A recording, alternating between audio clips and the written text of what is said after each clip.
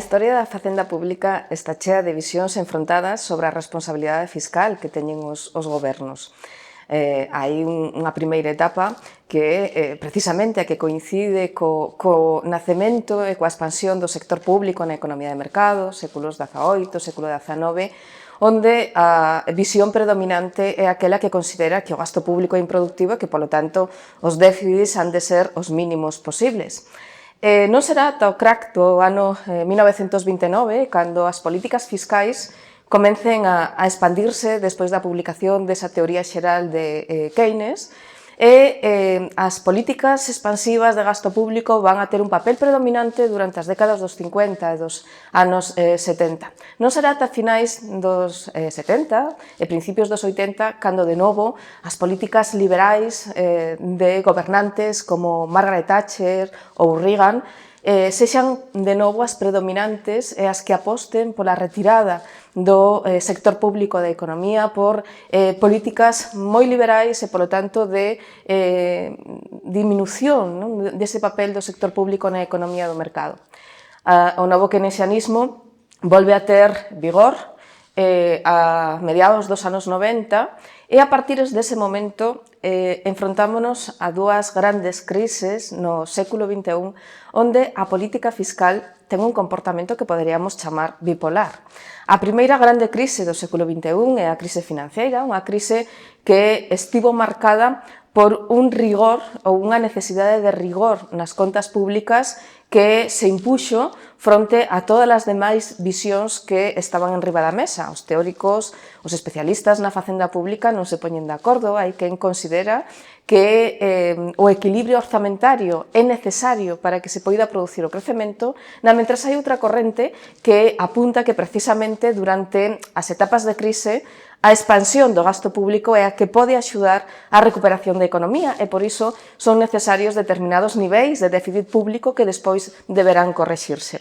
Como todo o mundo sabe, a crise financiera estivo marcada por grandes recurtes, grandes estigmas de reducción de gasto público e, de algún xeito, primou por riba de todo o demais unha política fiscal restrictiva na que o déficit público tiña que conterse costase o que costase.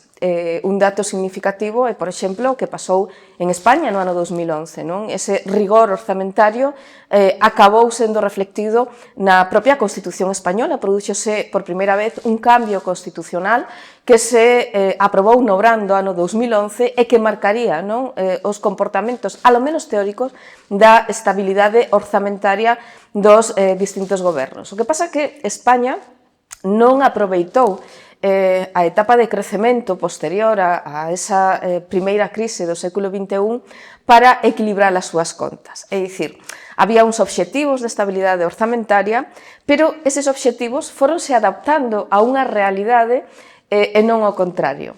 España foi de xeito sistemático incumprindo os seus obxectivos de déficit ata que chegamos á crise da COVID-19.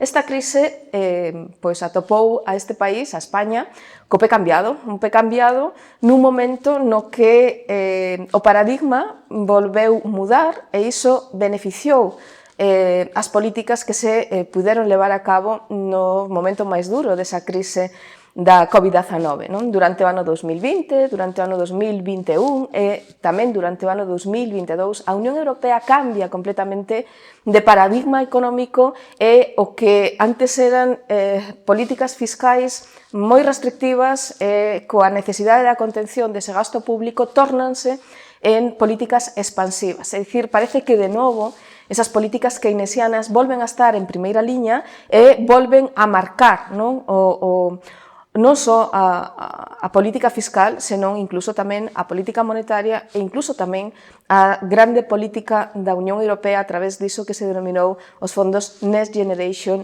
EU. Isto ven a marcar un punto de inflexión e un pouco esa outra cara da moeda con respecto á crise financeira.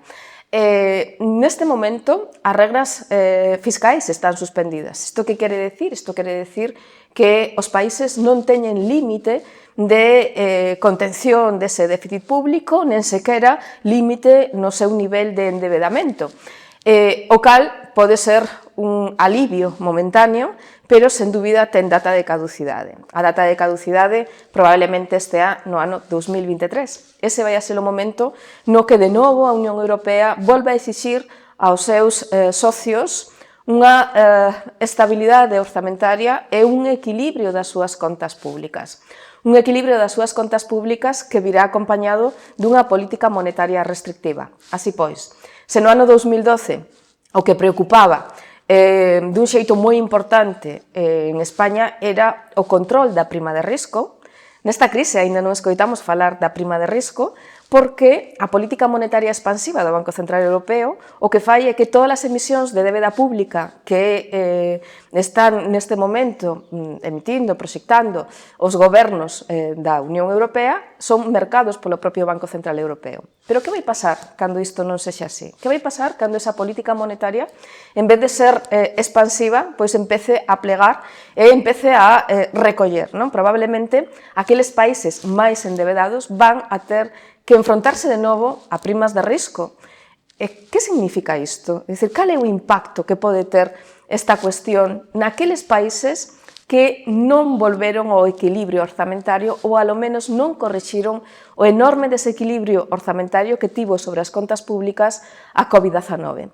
Bueno, pois o efecto é inmediato e, dende logo, o efecto é moi importante. Para facernos unha idea, non? Para ter un pouco a perspectiva do peso relativo que ten nos orzamentos xerais do Estado o impacto da débeda pública.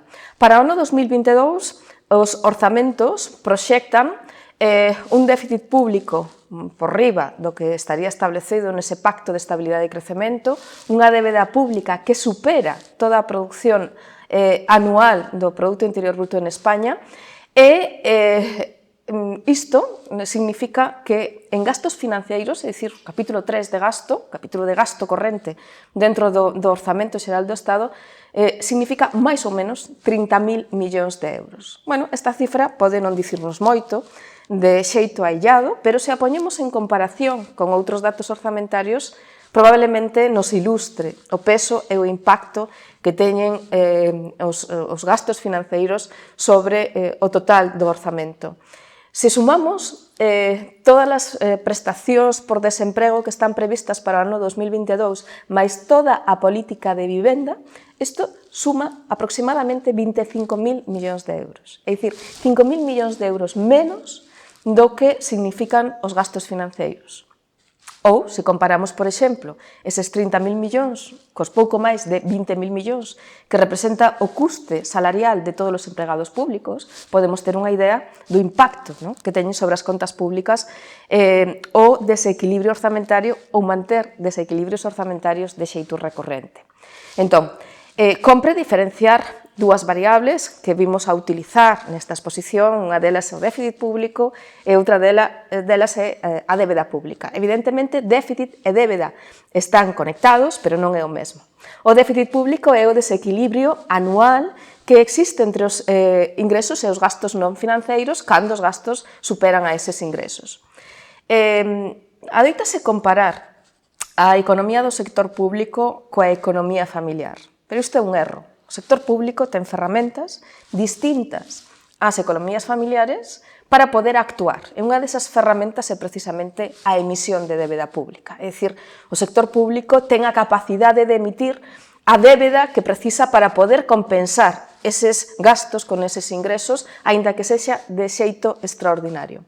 Que é o que sucede? Que se esa débeda se vai acumulando e permanece no tempo e non vai diminuindo o seu peso relativo, pois poderíamos ter un problema a medio ou a longo prazo, porque o que significa o endebedamento público é trasladar a xeracións futuras ese peso dos gastos que temos sobre os ingresos públicos neste país.